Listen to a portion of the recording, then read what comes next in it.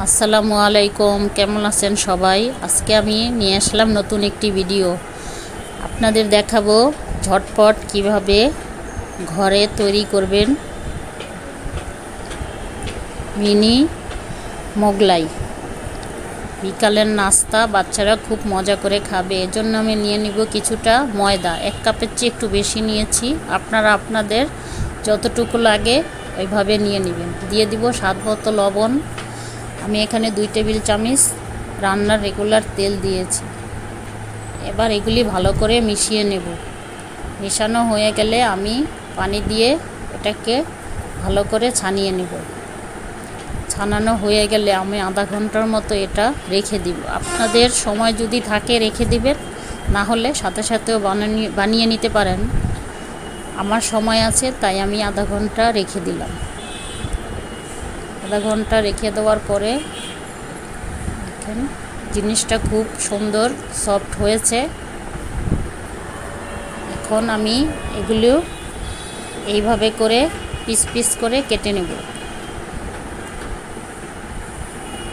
আপনারা আপনাদের মতো কেটে নেবেন। আমি এখানে নিয়ে নিয়েছি 2টো পেঁয়াজ, 2টো কাঁচামরিচ, একটু লবণ, এখানে দিয়ে দিব 2টো ডিম। আপনারা যতটুকু বানাবেন ততটুকুই দিবেন। একটা ডিম দিয়েও বানানো যায়। দেখেন রুটিটা এভাবে বানিয়ে কিছুটা ডিম এখানে দিয়ে দিচ্ছি। দেওয়ার পরে আমি কিভাবে করছি একটু খেয়াল করে দেখে নেন। আর রুটিটা একটু পাতলা করেই বানাতে হবে, তাহলে আপনার জিনিসটা খুব মচমচে হবে, খেতেও খুব দারুণ হবে। আলতোভাবে মুখগুলি ঢেকে দিবে, এইভাবে চেপে চেপে মুখগুলো আটকে দিবেন। চুলায় গরম তেল বসিয়ে দিয়েছিলাম, গরম হয়ে গেছে। এর মধ্যে দিয়ে দিলাম, দেখেন আমি 2টো দিয়ে দিয়েছি একসাথে। এখন আমি তেলগুলো দিয়ে এটার উপরে এভাবে করে দিব।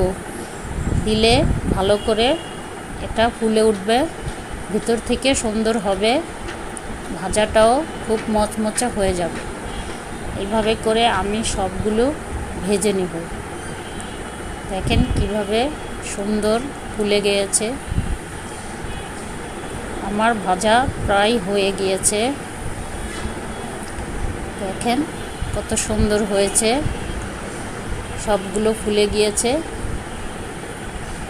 ভাজাটা হয়ে গেলে এভাবে উঠিয়ে নিব। দেখেন সবগুলোই আমার ভাজা শেষ। এবার আমি একটু কেটে দেখাবো। আপনাদের যদি ভালো লাগে লাইক, শেয়ার, কমেন্ট করবেন, সাবস্ক্রাইব করবেন। আবার দেখা হবে। আল্লাহ হাফেজ।